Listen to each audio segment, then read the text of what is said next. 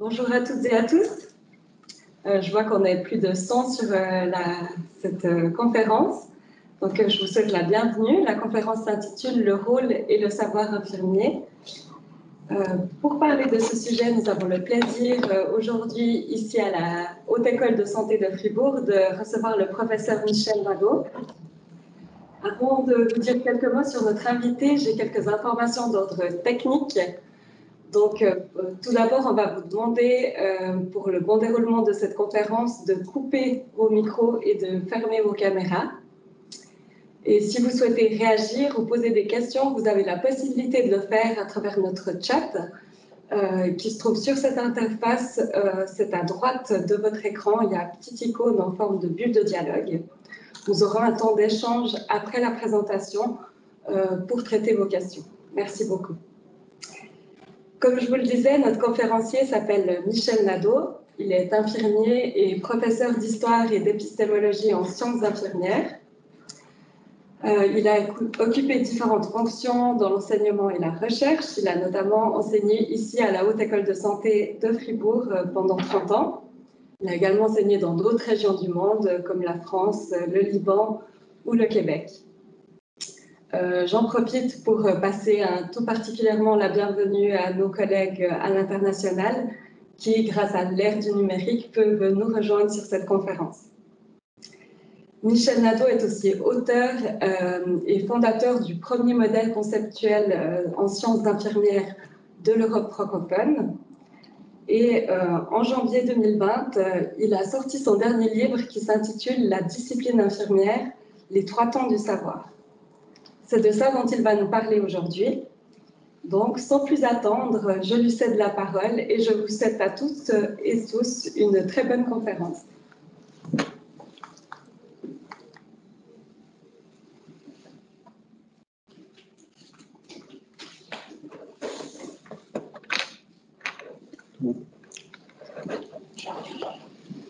Alors, mesdames, messieurs, chers collègues et étudiants, chers amis qui me suivez à distance et en exclusivité, chers étudiants et formateurs, je pense à Martine Kretz et Vincent Baumüller, de la promotion Michel Nadeau, de l'Institut de formation en soins infirmiers d'Erstein en Alsace. Cela fait bientôt 12 ans que j'ai quitté mes fonctions au sein de la HESSO. Et c'est avec grand plaisir et un peu d'appréhension que je partage avec vous quelques réflexions menées durant 30 ans sur le rôle et le savoir infirmier. Je remercie bien sûr la direction de la Haute École de Santé de Fribourg pour son accueil dans ces lieux que je n'ai pas connus et vous souhaite d'ores et déjà de passer un agréable moment. Parler du rôle professionnel, c'est toujours questionner la culture, l'identité et la personnalité de l'acteur. Et donc, écrire un livre sur la discipline infirmière est une opération de valorisation du savoir qui rappelle l'origine, la portée et la nature de la discipline concernée. Le livre s'articule autour de l'histoire du langage à l'hôpital, le rôle et le savoir infirmier et l'évolution des institutions de formation en soins infirmiers. En effet, d'une manière générale, on ne mentionne que très rarement le rôle des écoles dans la diffusion et la construction du savoir propre à notre discipline. Je présente donc un ouvrage pouvant servir de livre de chevet pour toute étudiante, étudiant du bachelor jusqu'au doctorat en sciences infirmières. Vous voyez à l'écran les illustrations choisies par l'infographiste de mon éditeur. Il a su représenter seul et en fonction du texte les 3 systèmes culturels présents dans mon modèle conceptuel. Le livre comprend 3 parties. La période profane, qui date d'avant 1859, la période proto-disciplinaire, dès 1859 jusqu'à la fin du XXe siècle, et la période scientifique, dès qu'il y a eu production de savoir pour notre discipline en milieu académique. L'ouvrage est préfacé par Dr Rima Sassine, doyenne de la faculté des sciences infirmières de l'Université Saint-Joseph de Beyrouth. Il est aussi traduit en anglais dès février 2021 avec la collaboration de Christian Rochefort, professeur ordinaire et chercheur en sciences infirmières à l'Université de Sherbrooke. Je vais présenter brièvement le processus d'écriture, puis quelques passages emblématiques des 3 parties qui composent le livre. Mais je ne commande pas, bien sûr, la totalité de l'ouvrage. On peut le lire. Un livre, c'est en général un processus éditorial assez contraignant. Pour exemple, voici quelques dates emblématiques de l'ouvrage. Le 4 juin 2018, je propose un synopsis à l'éditeur à partir d'un formulaire standard préformaté d'une dizaine de pages. Le 28 juin, je signe le contrat, retourné à compte d'éditeur. L'œuvre, d'après le contrat, sera de 320 pages, maximum, en couleur. Elle devra être livrée le 30 juin 2020, selon formatage proposé par l'éditeur. Le 31 août 2018, j'ai l'accord de Rima Sassine pour la préface, qui donc est une infirmière docteur en sciences infirmières qui connaît mes travaux. Le 28 novembre 2019, le manuscrit est achevé. Le 27 janvier 2020, j'apprends que la parution est prévue pour mars 2020, mais sera reportée en août pour cause des mesures sanitaires. Le 27 avril, j'apprends que le processus de traduction en anglais de l'ouvrage commence, et c'est une décision de l'éditeur. Le 28 avril 2020, je dois rechercher un relecteur parfaitement bilingue, anglais-français, connaissant mes travaux. Le 28 août 2020, l'ouvrage sort sur le marché. Et le 22 février 2021, l'ouvrage paraît en anglais.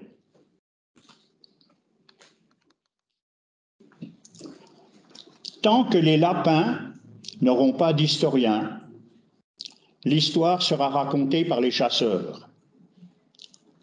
Cette référence au livre de Howard Zinn sur l'histoire des États-Unis signifie que les infirmières et infirmiers n'ont pas commencé leur recherche par de la recherche historique fondamentale.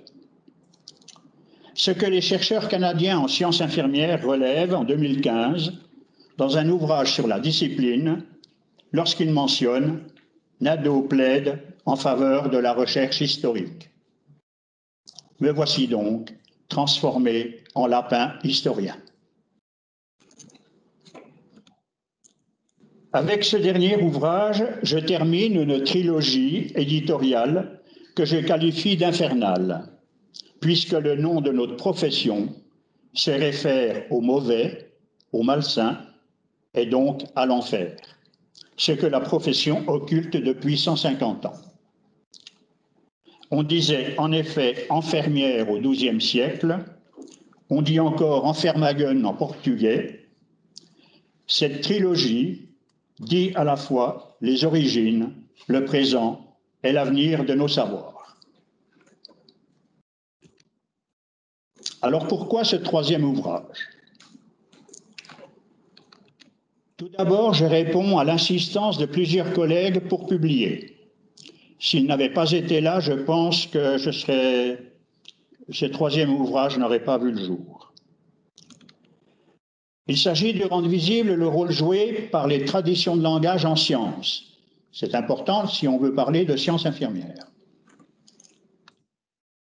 Il s'agit aussi de valoriser le rôle et le savoir dit infirmier. Révéler quelques aspects occultés par la profession, mettre à l'honneur le savoir ordinaire des femmes, identifier la structure de notre discipline, et expliquer le rôle joué notamment par les institutions de formation pour passer en 250 ans du statut de gardienne de l'hôpital, de docteur en sciences infirmières.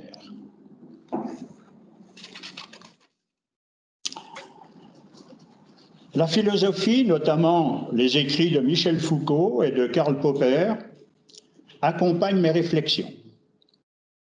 Si on veut parler de sciences infirmières, il ne faut pas oublier qu'en sciences, et notamment à la suite de la 4e thèse de Popper, ce sont les traditions de langage qui représentent la source à l'évidence la plus importante en qualité comme en quantité pour notre savoir. Vous comprenez alors pourquoi je m'appuie sur les traditions de langage. On ne mélange pas la période profane du savoir avec la période sacrée. En effet, les valeurs ne sont pas les mêmes, et si l'on mélange tout, on ne s'y retrouve plus. Et c'est ce que la profession a fait. Lorsque l'on parle de gouvernante, servante, la grande ou la petite, garde, gardien, gardienne, domestique, agent hospitalier, c'est du vocabulaire laïque qui est à l'œuvre. Celle qui se nommait gardienne de l'hôpital au XVIIIe siècle devient la garde-malade entre 1750 et 1790 environ. La société prend progressivement conscience que la gardienne des lieux, avec ce qu'il y a dedans, devient la garde-malade avec ce qu'il y a autour. Les représentations s'inversent. Lorsque l'on parle de l'enfermière, et plus tard de l'infirmière et de la sœur, on est confronté à un vocabulaire mythologique et théologique. Car les malades, punis par la maladie qui monte de l'enfer par leur Dieu, à qui ils avaient désobéi, avaient à l'époque de la théologie médiévale des enfermiers et des enfermières pour s'occuper d'eux. De ce fait, vous comprenez pourquoi le mot infirmier ne peut pas qualifier aujourd'hui une discipline étrangère à la trilogie théologique présente à l'écran. Étiologie démoniaque du mal, le corps comme réceptacle du mauvais et le difficile comme bien. Il en est de même pour le savoir dit infirmier. Voilà pourquoi je parle du mythe infirmier qui est le titre de mon premier ouvrage. Le bénéfice de l'action est économique et terrestre chez la garde-malade, il est spirituel et céleste chez l'infirmière. C'est alors un appel à servir Dieu par vocation, ce qui n'est franchement pas l'objet de notre discipline aujourd'hui. Historiquement, la première typologie profane du savoir disciplinaire est représentée par le triptyque Domus Familia Hominum. À l'époque de cette typologie, il n'y a pas encore d'énoncé explicite sur la santé formulé par les gens de métier. Avec Domus, il faut prendre soin de la vie du domaine. Ce premier système de pratique va guider de manière prescriptive l'action soignante. Il se rapporte aux finalités institutionnelles, au financement, à l'économie domestique et à la relève professionnelle. Il faut veiller à l'ordre, à la discipline, à la gestion du personnel, au quadrillage du temps et de l'espace, c'est les plans de travail, les plans de congé, et des mouvements et transmettre ses connaissances par oral. Cette fonction du rôle professionnel est une fonction d'institutionnalisation déléguée aux gouvernantes du passé par les autorités de l'hôpital. Aujourd'hui, les étudiantes sont confrontées aux exigences de cette fonction lors de leur premier stage en milieu institutionnel. Dans le passé déjà, cette fonction d'institutionnalisation réclamait des compétences, notamment pour communiquer, transmettre des informations écrites et orales, accueillir, rassurer, informer, rendre des comptes sur ce qui était consommé, gérer le matériel, contrôler les mouvements des habitants de l'hôpital, entrée, sortie, transfert, engagement, départ, et assurer la transmission des connaissances. Avec Familia, il faut prendre soin de la vie du groupe. Ce deuxième ensemble de pratiques se réfère à la vie et aux exigences du travail en collectivité. Prendre soin de la vie du groupe détermine des pratiques d'expérience dont les bénéficiaires sont aussi bien les collaborateurs de l'hôpital que les pensionnaires qui y vivent ou les personnes qui transitent par l'hôpital.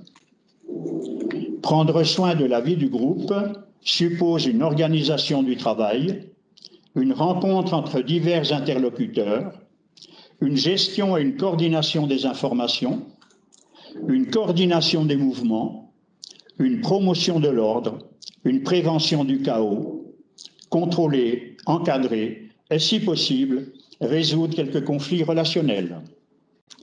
Prendre soin du groupe n'est pas un accident, c'est déjà une activité régulière qui habite l'environnement du soin et qui demande de l'expérience et des compétences. Enfin, avec Hominum, il faut aider à vivre et prendre soin de la vie de l'homme. C'est une activité relationnelle de proximité avec les malades et leur entourage. On le sait tous, le premier acte de soin est une entrée en relation. Assurer la survie, prévenir les maladies ou aider à les surmonter, accompagner la mort, aider à retrouver des forces, de la dignité, aider à retrouver l'espoir, la confiance en soi, sont déjà des compétences réclamées aux soignants de l'époque profane du savoir, certes de manière très contrastée d'un endroit à un autre. Elle demeure encore aujourd'hui, cette pratique, mais combien valent ces compétences sur le plan économique lorsqu'elles sont mobilisées sans prescription ou mandat du médecin? Prendre soin de la vie avec le triptyque de l'époque profane du savoir est toujours présent en arrière-plan dans l'activité quotidienne de l'infirmière aujourd'hui.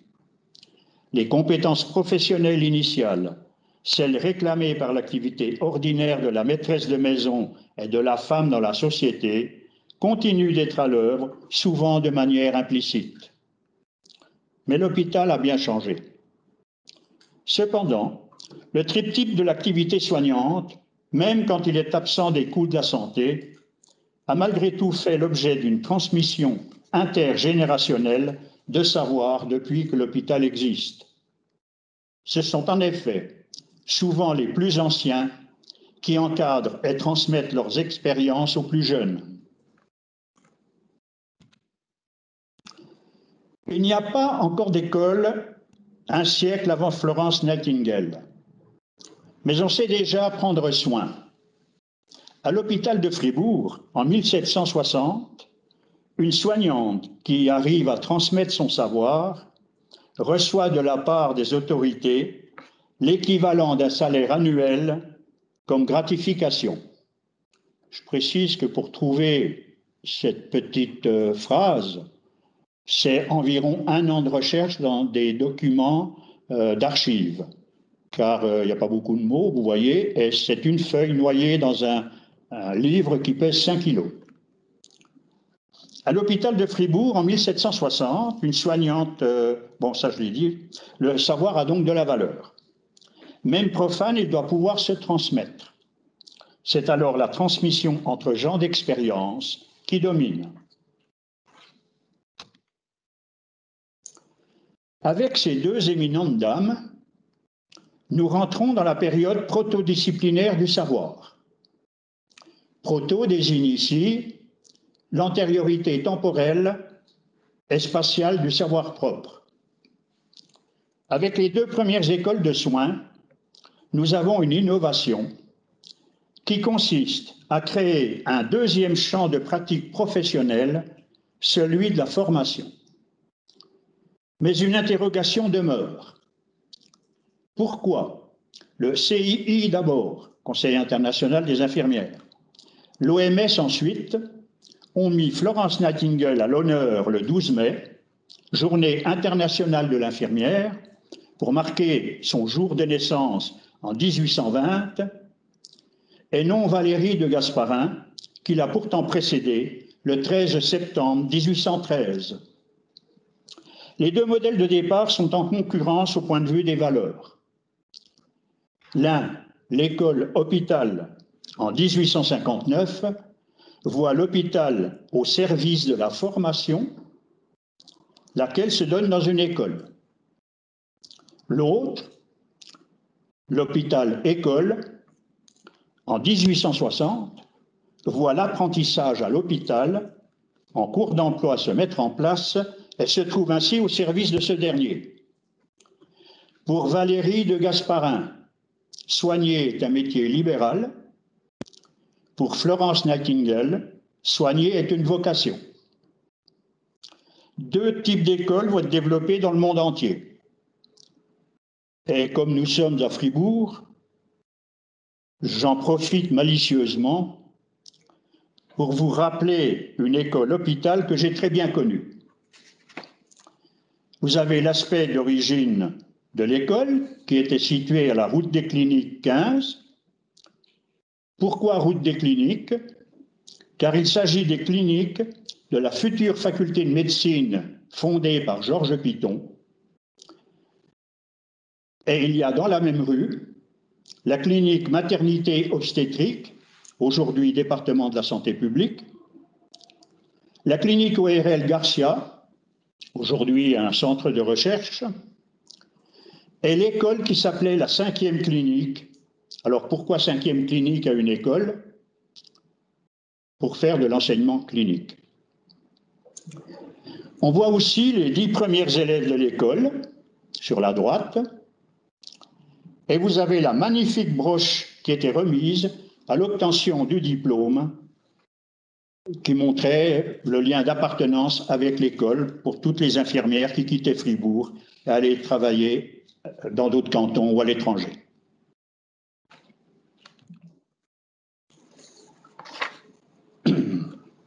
La période protodisciplinaire du savoir met en évidence le rôle joué par les écoles pour le développement du processus de professionnalisation avec ces 4 champs pratiques qui seront représentés dans le diaporama par des rectangles bleus. La pratique des soins et sa logique d'application du savoir s'exercera dès qu'il y aura des hôpitaux. La pratique de formation et sa logique d'exposition du savoir dès 1859 pour la première école. La pratique de la gestion et sa logique d'organisation du savoir voit les premiers cours pour cadres infirmiers à Lausanne le 11 octobre 1943, suivi de la création d'une école supérieure à Zurich en 1950 et à Lausanne en 1956. On remarque alors que la pratique de la gestion est en quelque sorte une pratique avancée des savoirs anciens de type familial. Les écoles deviennent de niveau ES en Suisse romande sur le plan cantonal dès 1994 avec des infirmières de niveau 2. Elles deviendront enfin HES en 2002, notamment dans le sillage des hautes écoles ETS du domaine technique. Arrive enfin la pratique de la recherche entre 2000 et 2003 avec sa logique de construction et de diffusion du savoir. En effet, une discipline ne se distingue pas seulement par un niveau d'accès et une durée de formation, ce qui peut être internationalement source de confusion. Elle a aussi une logique interne et cohérente de production du savoir au plus haut niveau du système éducatif en vue d'améliorer les pratiques. C'est avec la mise en place des hautes écoles et de la pratique de la recherche en sciences infirmières que la période scientifique débute officiellement en Suisse dès le 23 avril 2003. Comme il y a une impossibilité pour les pionniers de faire passer leurs idées, l'absence de discours scientifique reconnu sur le plan professionnel, il faut alors envisager de mettre sur pied, comme dans d'autres disciplines, une formation et de la recherche en HES. Ce que l'on perçoit en 1998 dans le rapport au Conseil suisse de la science dont vous avez l'extrait en diaporama. Le constat de l'époque, c'était pas d'organisation, pas de communication, pas de diffusion, pas de coopération, peu d'impact sur la pratique, pas de reconnaissance, pas d'amélioration de l'image, pas de moyens, etc., que les experts helvétiques espèrent voir brisés notamment par la mise sur pied de formation et de recherche en HES. La reconnaissance du savoir par l'État passe par le financement des structures, construction de facultés et hautes écoles, permettant le développement du savoir scientifique produit par la recherche. À l'écran, vous avez quelques espaces de langage pour notre savoir, notamment la faculté en sciences infirmières de l'Université Laval à Québec, la plaque indicative de la faculté des sciences infirmières de l'Université Saint-Joseph à Beyrouth, et les hautes écoles, notamment Fribourg, où vous avez les deux hautes écoles, l'ancienne, qui date de 2002, qui était à la route des cliniques par transformation du premier bâtiment, et puis la dernière, qui est là où je me trouve maintenant, qui date de 2018. La période scientifique, outre le développement de programmes doctoraux en sciences infirmières à l'étranger, va aussi préciser le domaine de la discipline. La pensée infirmière se concrétise au travers de la recherche, des publications et des congrès. Les concepts centraux de la discipline sont mis en évidence par les métathéoriciennes d'Amérique du Nord. Alors, puisque nous sommes dans la période scientifique du savoir, on peut se demander à quel stade de développement les sciences infirmières peuvent-elles prétendre. Le seuil de positivité décrit par Foucault semble dépassé. C'est un premier stade. Nous avons aujourd'hui des groupes d'objets, des ensembles d'énonciations, des jeux de concepts, des séries de choix théoriques au sein de la discipline. On peut même prétendre atteindre un deuxième stade qui est le seuil d'épistémologisation. Il y a en effet un certain nombre de modèles conceptuels et de théories de différents niveaux, théories de soins, qui habitent l'espace de langage de la discipline aujourd'hui. Mais il semble que la discipline comme discipline scientifique n'ait pas encore atteint les deux stades supérieurs qui sont le seuil de scientificité et le seuil de formalisation. Faut-il vraiment atteindre ces autres stades qui semblent plutôt concerner les sciences de la nature alors que nous sommes dans les sciences humaines? Je ne le pense pas. Atteindre déjà le seuil de positivité et le seuil d'épistémologisation pour les savoirs contemporains sur une période de moins de 200 ans semble déjà une avancée importante pour notre discipline dans la constitution d'une relative autonomie de pensée. Après une longue germination souterraine du savoir, époque profane et proto-disciplinaire, c'est 300 ans de connaissances qui s'additionnent pour composer aujourd'hui l'objet de la discipline. Lorsque l'on regarde le développement des connaissances, des langages, des pratiques, des expériences, on se rend compte que notre patrimoine de savoir est plus complexe que celui pris en charge par les caisses maladie et n'ont jamais été qu'en faveur des malades. C'est un aspect important, souvent occulté par la profession infirmière. La première couche de savoir, celle du bas, représente les savoirs profanes et comprend déjà les indices de ce que l'on appelle aujourd'hui l'école du caring. La deuxième couche révèle des systèmes culturels qui bénéficient des prestations de services délivrées avec humanisme par les infirmières et leurs auxiliaires. Les savoirs sont certes en faveur des patients et de leur entourage, c'est ce que je mets sous SC3, mais pas seulement. Les infirmières rendent aussi service aux institutions en assurant leur fonctionnement, système culturel numéro 1, SC1, et rendent service également au corps médical dans une double fonction, SC2. Mais attention au langage. Rendre service à, qui est une prestation, n'est pas du tout pareil que d'être au service de, qui est une servitude. Les couleurs gris, bleu, rouge sur mon schéma sont celles des badges que portaient les acteurs hospitaliers dans les années 1980.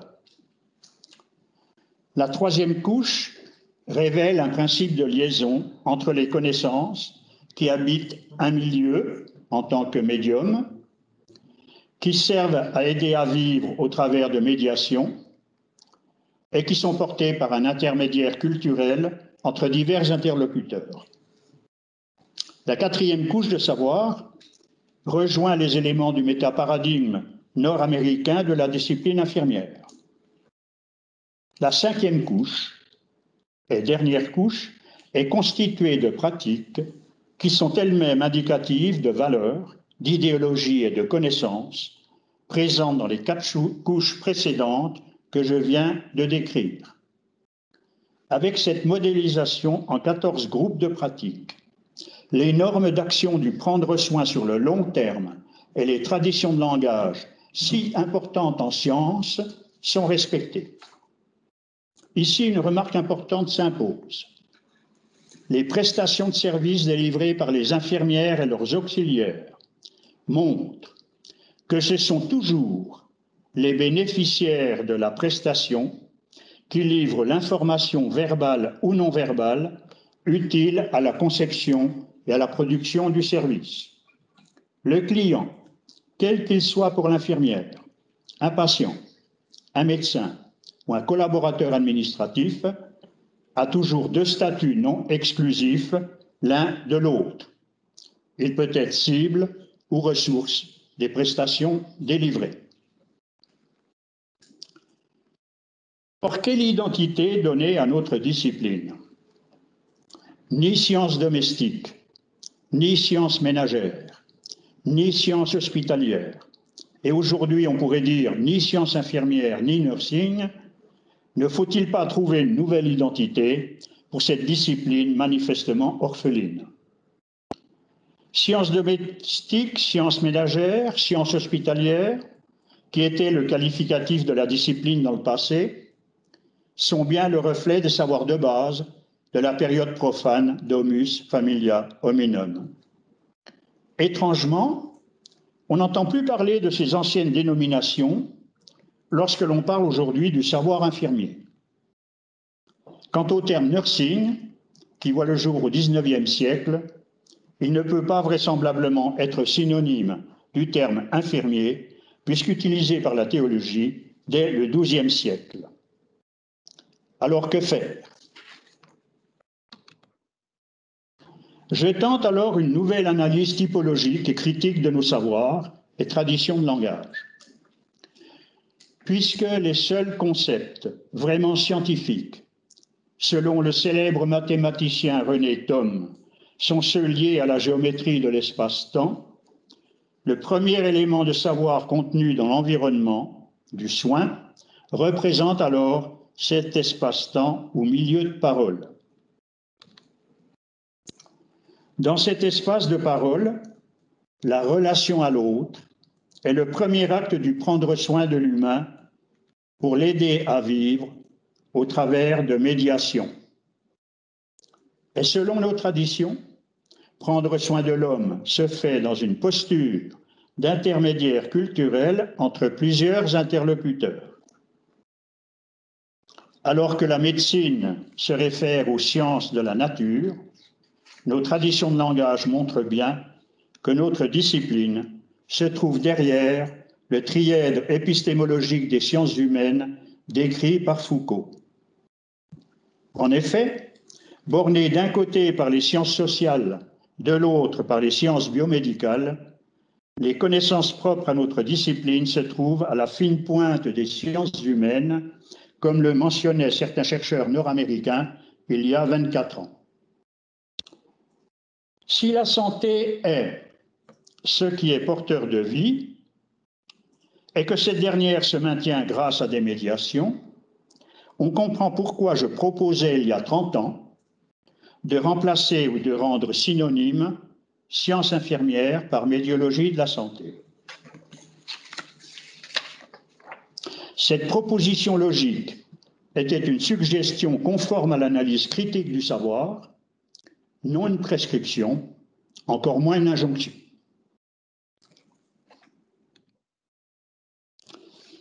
Durant la période scientifique du savoir, je remarque que la recherche appliquée se fait au détriment de la recherche fondamentale, propre à notre discipline, qui en devient alors masquée, invisible, inaudible. Ne pourrions-nous pas alors utiliser la métaphore de la théorie du savoir vert pour aider à homogénéiser les différentes écoles de pensée à l'œuvre autour de la discipline infirmière? Ce savoir vert apparaît lorsqu'un chercheur, par son activité mentale et ses procédures méthodologiques, mobilise de l'énergie pour malaxer une problématique bleue avec un savoir scientifique de référence jaune. Le savoir vert peut être d'intensité différente. Vert foncé ou vert clair peut symboliquement représenter l'autorité ou la complexité du cadre de référence scientifique mobilisé par le chercheur, et le savoir produit vient alors renforcer la discipline et son objet. Malaxer le bleu et le jaune est une vraie charge mentale. Ceux qui ont fait de la pâte à modeler le savent. Les chercheurs qui ont obtenu une subvention de recherche le savent également. Un ensemble de molécules vertes, si possible homogènes, peut représenter la discipline infirmière en développement. Un savoir délégué, emprunté ou importé dans le champ du savoir infirmier serait alors symboliquement d'une autre couleur. L'histoire des langages professionnels sur le très long terme démontre que les pratiques de la discipline infirmière se transmettent aussi de génération en génération dans l'espace et le temps, et traverse ce dernier sans perturbation particulière avec les événements de société. Mais ces pratiques ne sont pas à l'abri de quelques dominations culturelles. Initialement, le langage lié aux compétences féminines ordinaires est tenu par des servantes, gardiennes, autres gouvernantes, ce que l'on appelait aussi le commun du peuple ou les gens ordinaires. Puis le langage de la charité privée de l'Église apparaît dans l'hôpital public laïque vers la fin du XVIIIe siècle. Avec la naissance de la clinique, apparaît le langage médical, presque concomitant avec le langage de la charité privée. Les soignants doivent alors se familiariser avec le langage médical et recevront pour cela une formation dès l'entrée en fonction des premières écoles. Puis apparaît le langage patriotique et philanthropique de la Croix-Rouge, porté par les médecins militaires. Il débute vers la fin du XIXe siècle, 1864-1882. Il est opérationnel durant les deux guerres mondiales et s'atténue fortement, notamment en Suisse, vers 1999. Enfin, avec Valérie de Gasparin et Florence Nightingale, apparaît le langage et les valeurs des femmes de la classe cultivée et de l'aristocratie. Bien avant que la formation soit de niveau tertiaire, le langage des écoles, avec leurs techniques et processus de soins, et les écoles elles-mêmes, se développe et prolifère alors dans le monde entier. Le langage de la science s'impose progressivement dans les écoles, notamment avec l'intervention législative et financière de l'État. Vers la fin du XXe siècle, des indices emblématiques de langage annoncent la montée en puissance d'aspiration scientifique pour notre savoir.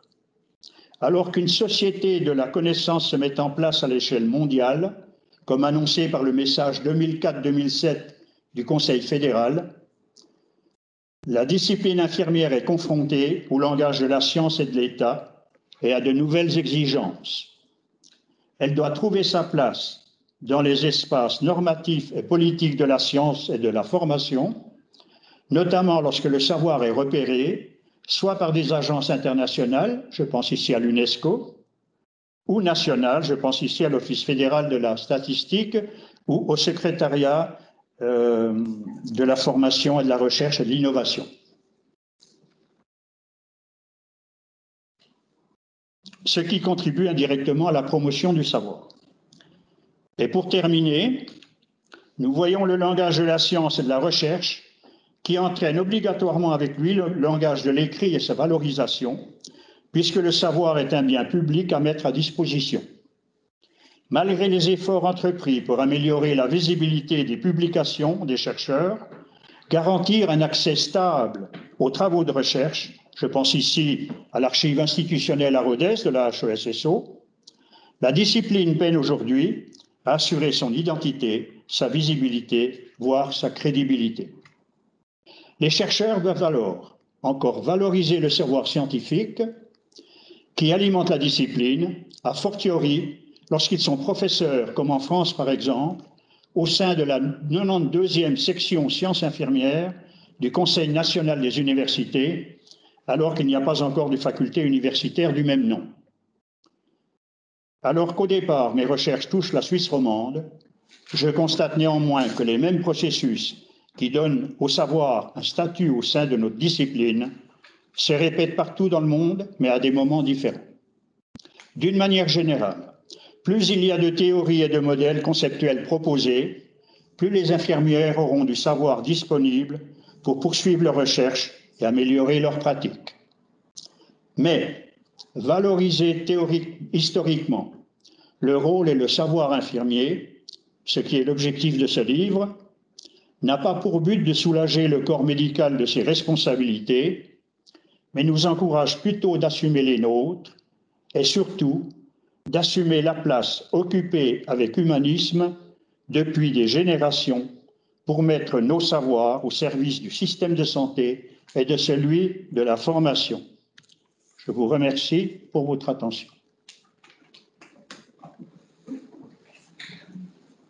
Merci beaucoup, professeur Nadeau, pour votre présentation que nous avons beaucoup appréciée et qui finit sur des questions et des pistes pour renforcer la visibilité et le leadership de notre profession.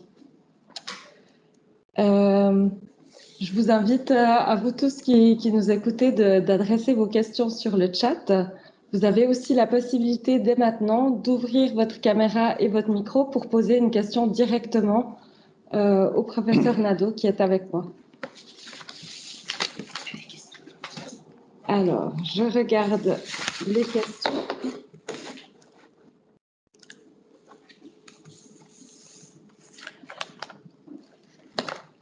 Très bien.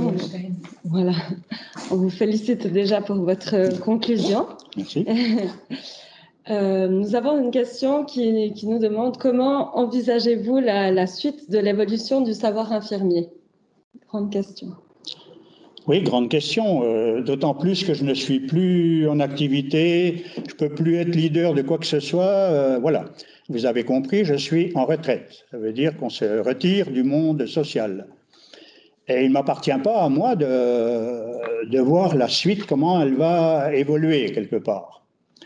Alors je pense que ça va dépendre des chercheurs, des lectures qu'ils font, de l'intégration de leur savoir dans leur procédure de recherche et surtout dans la diffusion de ce qu'ils produisent pour montrer l'orientation future de la discipline, l'évolution de ce savoir.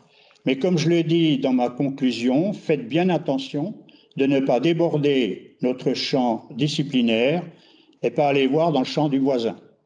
L'herbe n'est pas plus verte de l'autre côté de notre champ professionnel. Donc c'est à nous à bien marquer le savoir, comment il est borné. On a besoin d'avoir des connaissances biomédicales, vous le comprenez à travers le système SC2 que j'ai présenté. On a besoin d'avoir des connaissances sur le fonctionnement hospitalier.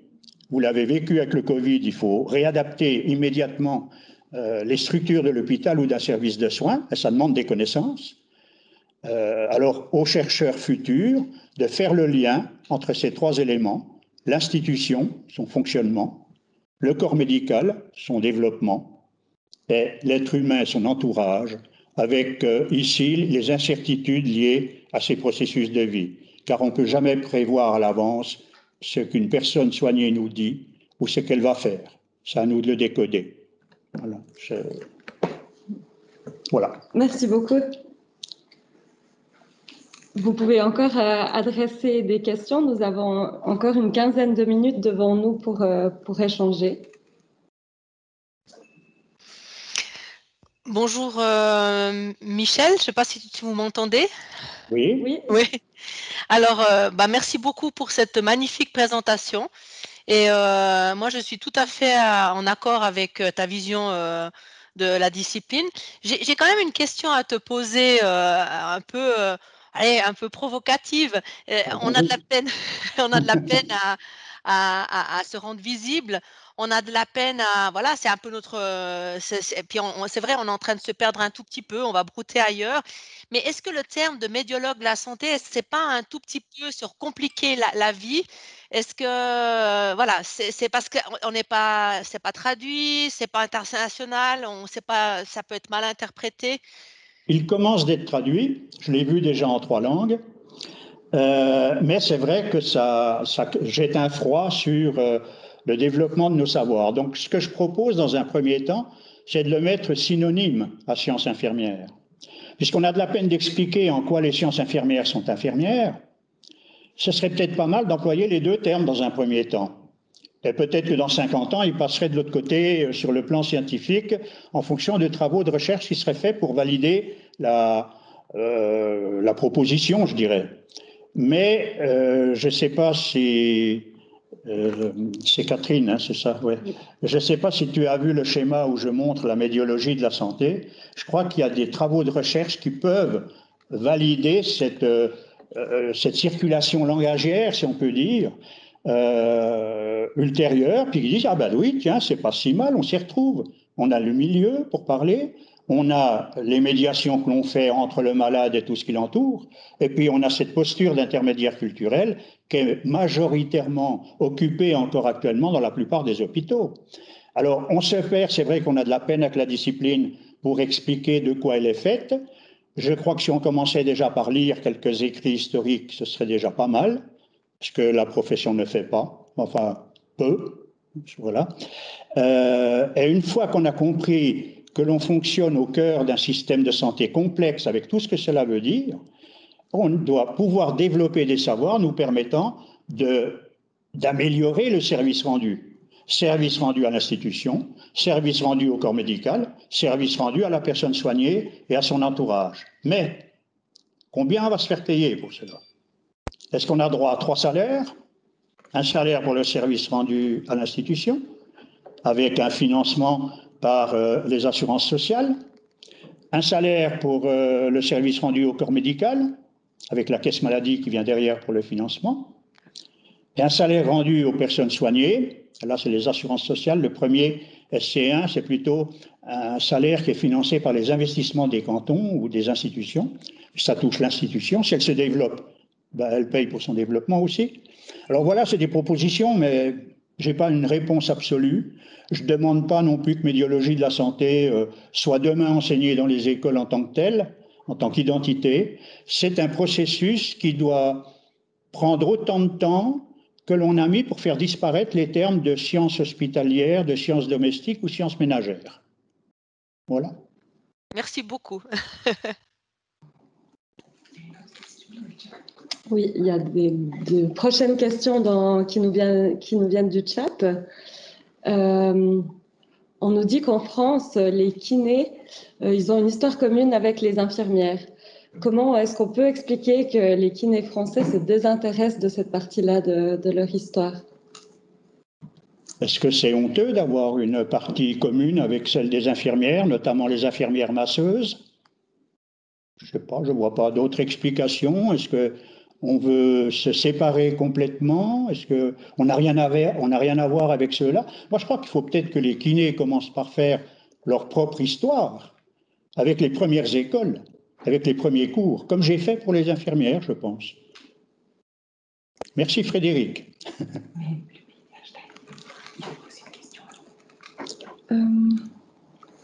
Je regarde les questions qui nous restent. Il voudrait intervenir à l'écran, volontiers. Si vous voulez intervenir à l'écran, très volontiers, vous pouvez prendre la parole. Nous avons donc les étudiants de l'école Erstein qui sont avec nous. Bonjour.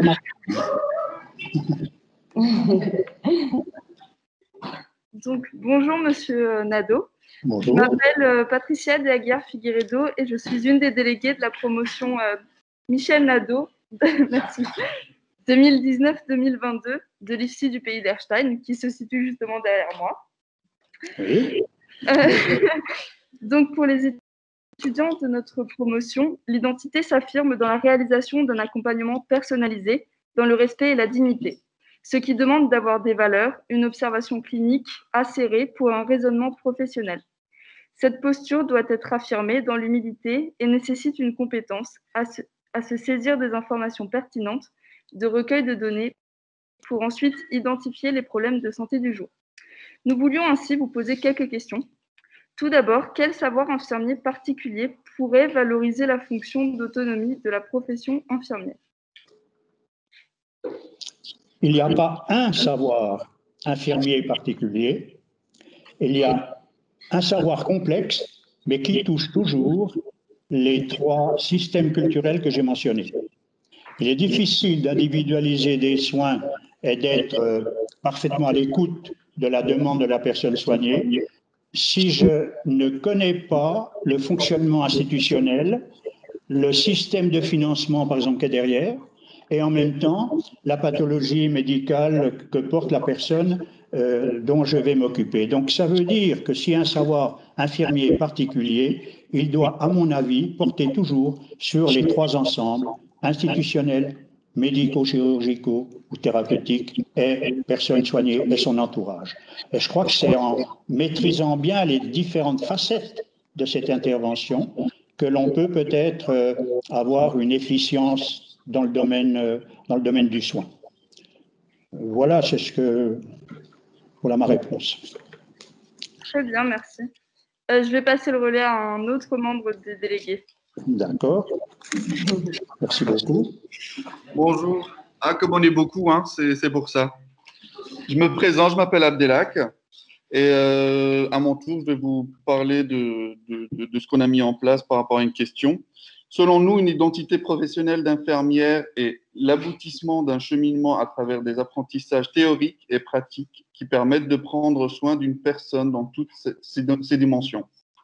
L'identité professionnelle est nécessaire à tous afin d'acquérir une posture professionnelle et des savoirs, mais cette identité évolue progressivement et constamment tout au long de notre formation et de notre profession.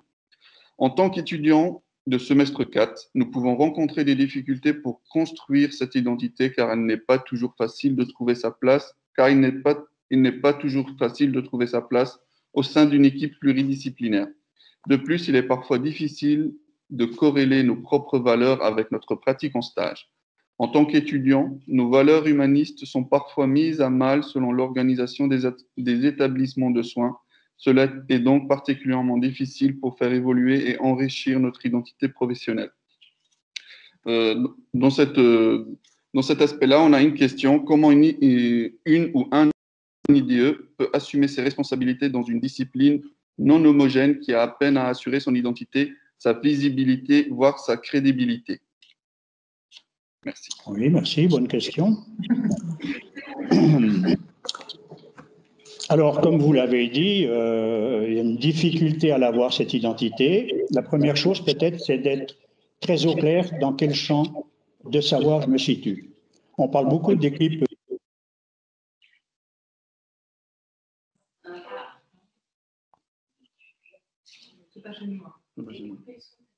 Je m'excuse, Il y a plus de son. Ouais. Le son a été coupé. Oui, on vous entend plus.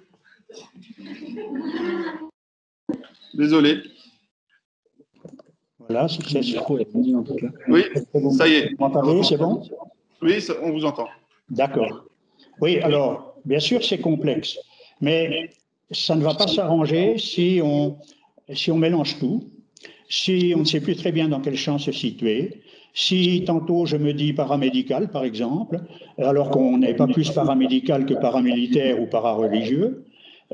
Comment on fait pour se situer avec tout ça? Qu'est-ce qu'on fait de ce vocabulaire? Qu'est-ce qu'on fait de ces représentations qui sont en fait pour moi des clichés? On a eu des périodes plutôt paramédicales, plutôt paramilitaires, plutôt parareligieuses, je les ai présentées d'ailleurs dans mon exposé, mais on doit s'émanciper de ces clichés et arriver à dire, ben non, nous nous occupons de l'humain au sein d'un système, qui est le système de santé notamment, et je me situe en ayant des connaissances dans ce système et aussi une antériorité, car nous sommes, parmi toutes les professions de la santé, une des premières avec les sages-femmes à occuper le terrain. Toutes les autres professions de la santé qui peuvent aujourd'hui nous poser des problèmes d'identité sont arrivées après. Donc si chacun fait l'histoire de son école et de son savoir, on arrive à trouver à quel moment tel autre champ est né, tel autre champ de discours est né, puis comment il peut compléter le nôtre, comment on peut travailler en interprofessionnalité, par exemple, etc. Mais il faut être très au clair avec son propre champ. On n'a pas à soulager le corps médical, par exemple, de ses responsabilités. Des fois, je vois des textes qui disent que l'infirmière va compenser la pénurie médicale dans les déserts médicaux. Je ne suis pas d'accord. Est-ce que les médecins vont compenser la pénurie infirmière? Donc, quelque part, il faut être au clair sur sa propre discipline. On doit lire des ouvrages là-dessus, on doit se référer aux textes concernant notre discipline. Puis alors, il y a d'autres problèmes que vous soulevez, qui sont les problèmes un peu de structure. Est-ce qu'on a assez de personnel pour s'occuper de tout ce qu'on nous demande de faire? Et là, c'est autre chose. Comment on dote les hôpitaux en personnel?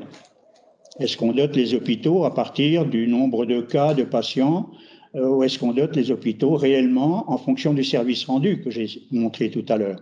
Je n'ai pas l'impression. Pour moi, la dotation actuellement, elle est toujours en fonction des cas de patients sous l'angle médical. Alors, essayons de transformer ce genre de choses. Alors, ce n'est pas à chaque infirmière, hein, entendons-nous bien. Il y a des managers qui sont là pour ça.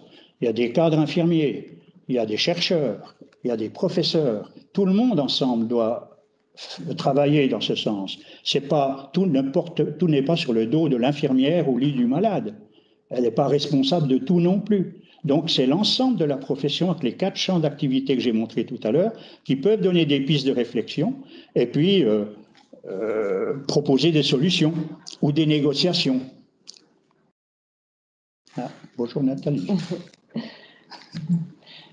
Merci beaucoup. Je sais que vous étiez encore nombreux et nombreuses à avoir d'autres questions à adresser, mais en respect au timing que nous avions défini, nous allons finir ces échanges-là en laissant la parole à la directrice de notre école, Nathalie Viens-Piton.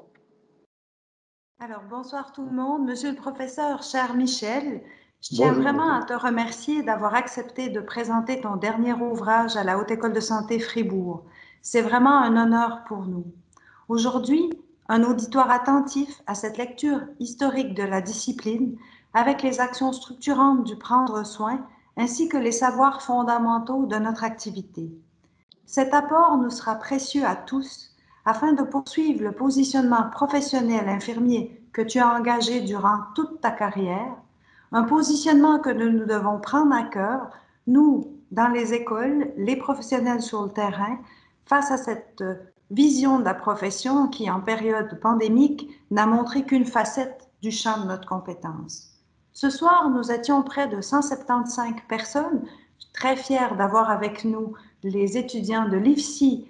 Pour ceux qui ont fait le compte, ils comptent pour une connexion. Si on est en train de vérifier mes dires, vous pouvez le vérifier. Je salue la promotion de Erstein et que je remercie d'être venu à cette conférence. 175 personnes prêts à être attentifs, à être là pour la leçon de le maître et l'élève. Le maître et l'élève, c'est l'image qui me vient quand je vois à côté de toi Olivia Michel qui a organisé cette conférence, qui est maître d'enseignement à la Haute École de Santé et qui t'a eu comme professeur durant ses études. Ben oui. Un grand merci aussi à Amélie Roy qui a participé à cette préparation et à la communication de cette assemblée. Ce soir, je laisse le soin à chacun de faire émerger, de cultiver et de déployer notre savoir-faire en constante évolution. Tu nous donnes, Michel, les ingrédients pour poursuivre ton chemin afin que notre profession puisse prendre sa place dans les bonnes conditions du 21e siècle pour la profession telle qu'elle devra s'inscrire avec les besoins de santé de demain. Nous sommes très honorés de t'avoir eu avec nous ce soir. On te remercie profondément et je vous souhaite à tous et à tous une excellente soirée. Merci et puis je propose que de manière virtuelle, tout le monde apporte un applaudissement majeur pour Michel Nadeau qui nous a fait l'honneur d'être avec nous ce soir. Merci Michel. Merci.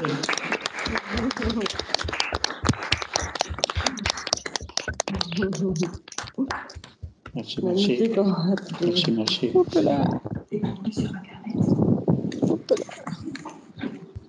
Vous retrouverez les contenus de cette conférence sur Internet. Non, Olivia disait que la conférence serait sur Internet et puis on vous laisse quitter en disant un petit mot si vous souhaitez et ouvrir votre caméra pour saluer notre conférencier du jour. Merci à vous.